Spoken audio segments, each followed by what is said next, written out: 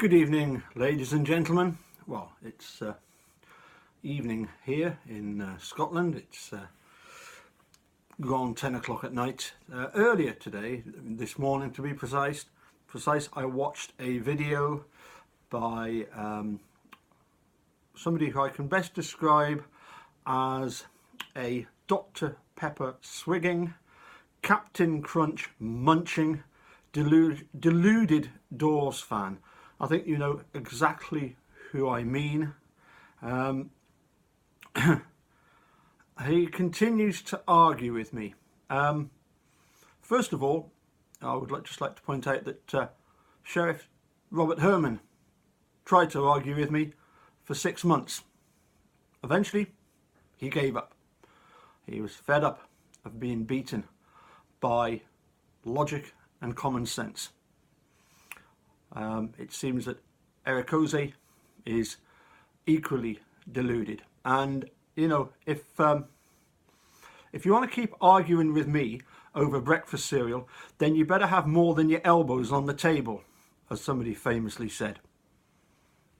Now, I know that you quite like a story, so I'm going to tell you about something that happened many years ago. This was when I was actually still a teenager, and I met a girl from Leicester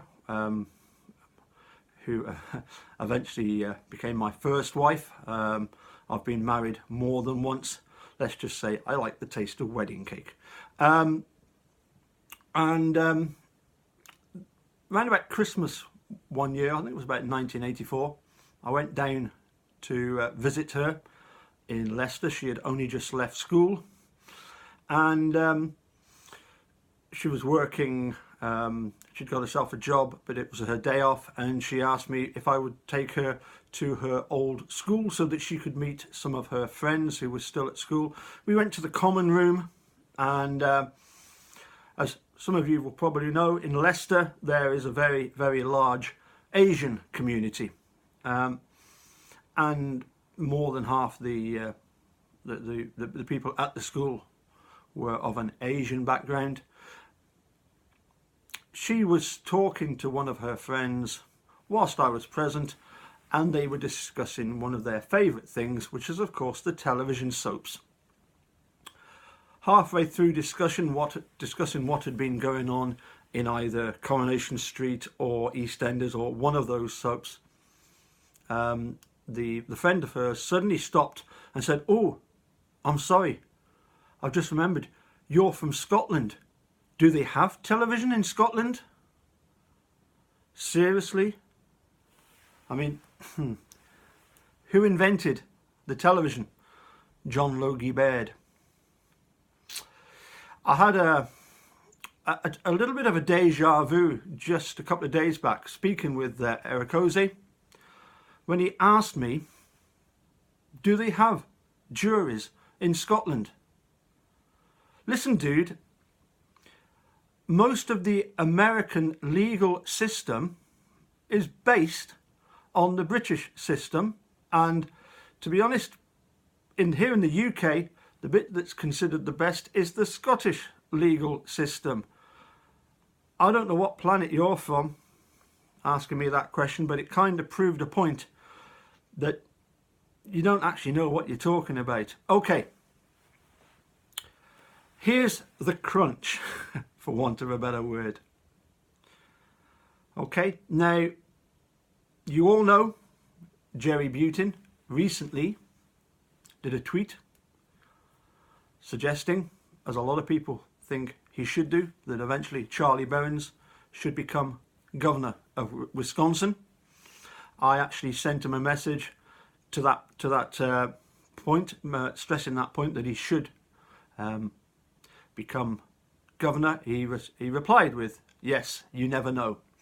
I'd actually mentioned to him, of course, that there will be a job coming up in Manitowoc soon for the Sheriff's Department, and that would be a good way of stepping up the ladder, so to speak. He's obviously a very talented comedian, but he's also a very keen political journalist, and so it would be a natural progression for Charlie to get involved in politics and to become the governor of Wisconsin. I asked Charlie what he thought about Captain Crunch. He agreed that Captain Crunch definitely has an American accent. Why? Because he's being played by, the voice is that of a very famous American voice expert who actually did Yogi Bear, to mention but one. But here's the point. I was born in the UK. When I look at my birth certificate, place of birth, the UK. I have a passport. It is a British passport. I have a driver's license.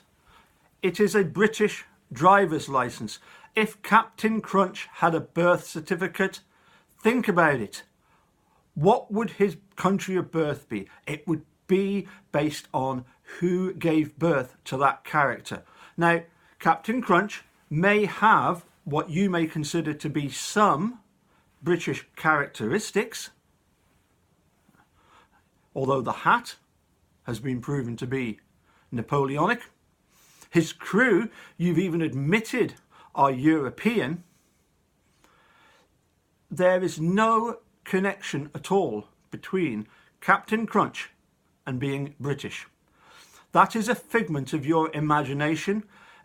It is a personification of certain British characteristics, maybe.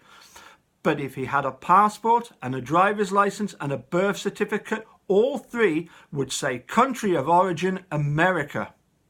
It's not complicated. It's very, very simple. Now,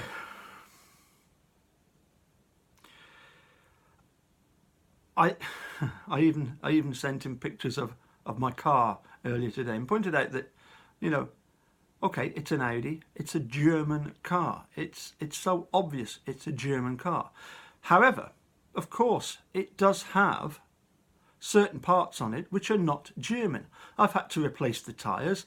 It's now got tyres that I bought here in the UK on it. Okay, so it's got certain characteristics of being in the UK, but it's still a German car. It doesn't cease to be a German car. You know, I bought it here in the UK. That doesn't make it a UK car. Really, Ericozy.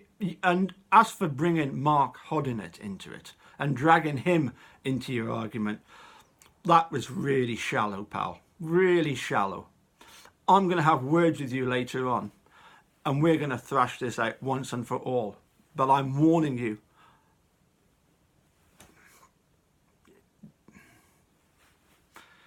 I'm seething now. Seething. Speak to you soon.